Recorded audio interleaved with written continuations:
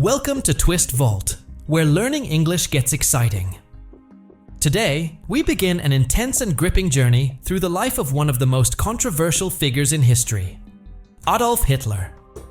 Whether you see him as a visionary or a villain, his story is filled with big dreams, crushing failures, fierce ambition, and world-changing power.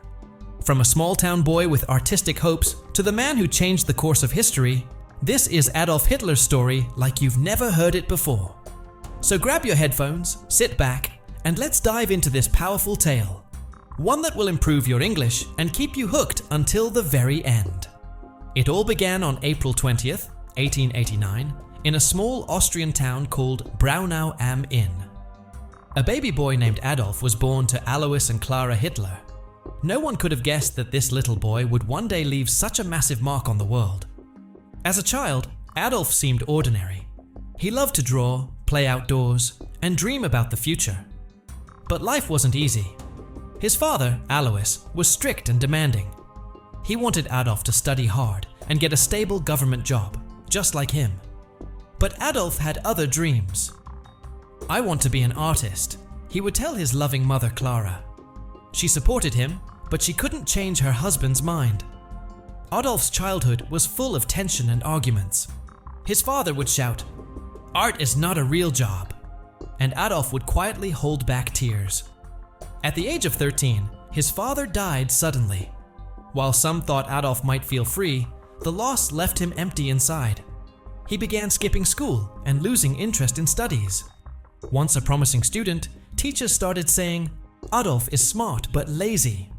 All he wanted was to draw. When school was over, Adolf moved to Vienna, the capital of Austria. He was full of hope. Vienna is the city of art. "I'll become a famous painter here," he thought. He applied to the Academy of Fine Arts, but was heartbroken when they rejected him. "They said the quality of your work is not enough," they said. Still hopeful, he tried again the next year. Again, he was rejected. Crushed and humiliated, Adolf's life spiraled downward. Without a job or school, he struggled to survive, living in tiny rooms or even on the streets. He painted postcards and sold them to tourists for just a little money. Why is life so unfair? He often wondered. Then, during this painful time, tragedy struck again. His mother passed away. Now, Adolf was truly alone. Angry and bitter, he began blaming others for his failures. In 1914, everything changed. World War I broke out, and Adolf saw a chance to give his life meaning. He joined the German army. "Finally, I'm part of something important," he thought. He served bravely, delivering messages across dangerous battle zones. He even earned 2 medals for courage. But in 1918, Germany lost the war, and Adolf was furious. "Our leaders betrayed us," he shouted. He believed Germany needed strong leadership to rise again. After the war, he returned to a broken Germany. The country was in chaos. People were jobless, hungry, and full of anger over the war's end. Adolf saw this as his chance. He joined a small political group called the German Workers' Party. With his powerful speeches, he quickly stood out. He spoke with fire and emotion. "Germany will rise again," he declared. More and more people began to follow him. He changed the group's name to the National Socialist German Workers' Party, the Nazi Party. He even designed their symbol, a red flag with a black swastika. "This will become the most powerful symbol in the world," he claimed. Crowds gathered by the thousands to hear him speak. His passion gave people hope, but also fueled hatred. He blamed specific groups for Germany's problems and pushed the idea that Germany should be only for Germans. After World War I, life in Germany was harsh. The country had lost the war and was forced to pay huge debts to other nations. Jobs were gone, food was scarce, and families were suffering. Adolf understood people's pain and used it to rise. "It's not your fault," he told them. "I know who's to blame." His words gave people someone to hate and something to believe in. The Nazi Party grew stronger. Adolf organized huge rallies and gave passionate speeches. "Germany can be great again," he shouted. Crowds cheered. In 1923, he made a bold move. He tried to take over the German government by force in an event called the Beer Hall Putsch, but it failed. Adolf was arrested and spent 9 months in jail. While in prison, he wrote a book called Mein Kampf, meaning My Struggle. In it, he shared his beliefs that Germany should be powerful again and that certain people were to blame for its downfall. The book became popular. Many Germans began to believe in his vision. Once released, Adolf worked harder than ever. By 1933, the Nazi Party had gained so much power that Adolf Hitler was made Chancellor of Germany, the country's top leader. This marked the beginning of a new and dangerous chapter. As Chancellor, Hitler made sweeping changes. He built roads, factories, and schools. Jobs came back. Germany looked strong again, and many people cheered him on. "Hitler is saving Germany," they said. But behind this success, dark plans were unfolding. Adolf took control of the media. Newspapers, radio, and schools all spread his ideas. People were told, "Only believe in Hitler." Those who disagreed were jailed or worse. He created a powerful force called the SS and started training young boys through the Hitler Youth to spread Nazi beliefs. Everywhere you looked, you saw the swastika flag. It had become a symbol of his rule. His speeches became even more extreme.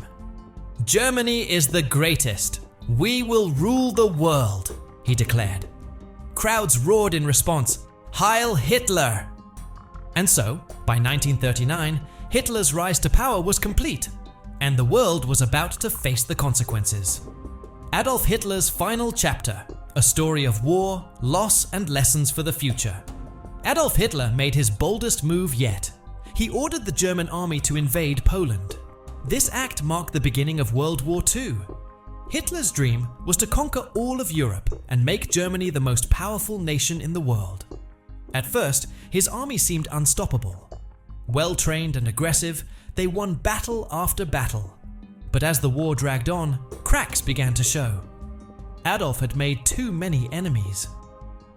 While the world was focused on the fighting, Hitler was carrying out something horrifying.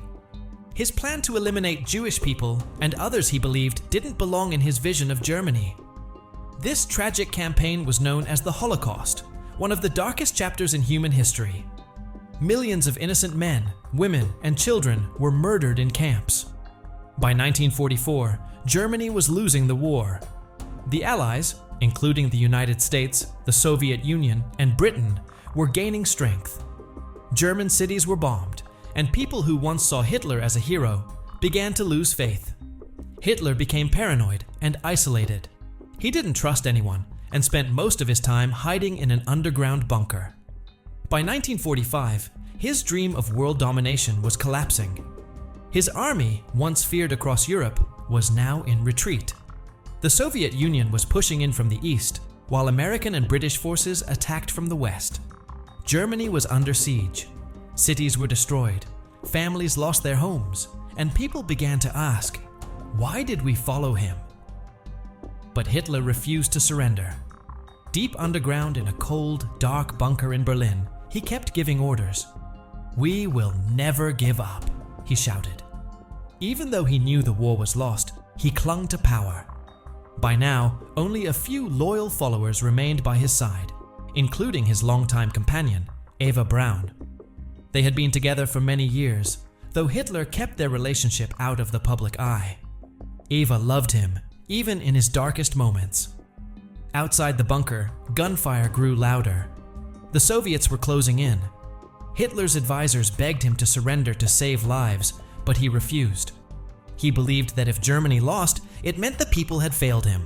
In April 1945, Berlin was completely surrounded. The city was under constant attack. Buildings crumbled, fires spread, and civilians fled. Then, on April 29, 1945, in a surprising and quiet ceremony inside the bunker, Adolf Hitler married Eva Braun. Only a few people were present. "You've always stood by me," Adolf told her. Eva smiled, though she knew these were their final moments together. That night, they spent hours talking about their lives and what they had done. They both knew the end was near. The next day, April 30th, 1945, Hitler made his final decision. He gathered his closest aides and told them, "I will not be captured alive." He believed death was better than defeat. Moments later, Adolf and Eva went into a small room. They both took their own lives. Hitler was 56 years old. When Soviet soldiers finally reached the bunker, they found their bodies. Soon after, on May 8th, 1945, Germany surrendered and the war in Europe officially ended. Germany was left in ruins. Hitler's dream of a powerful empire had only brought suffering, destruction, and heartbreak. Millions of lives were lost because of his actions. After Hitler's death, the world came together to rebuild. Germany became a peaceful country. The horrors of the Holocaust and World War II are remembered to this day to make sure such tragedies are never repeated. Adolf Hitler's name is now a powerful reminder of what can happen when hatred, ambition, and unchecked power take control. His story teaches us that every decision, even small ones, can shape the future. Hitler's choices led to pain and loss, not just for himself, but for millions of people around the world. This reminds us to always think about the impact of our actions. Choose kindness. Choose compassion. Hatred and division only destroy. But when we come together, with respect, unity, and understanding, we create a future filled with hope, not regret. So remember, choose love over hate, humility over pride, and unity over division. These simple lessons can make the world a better place. This was the story of Adolf Hitler, a man whose life changed the world forever. It's a story of dreams, power, and mistakes that led to tragedy. Because history isn't just about the past, it's how we learn to build a better future. Thank you for listening.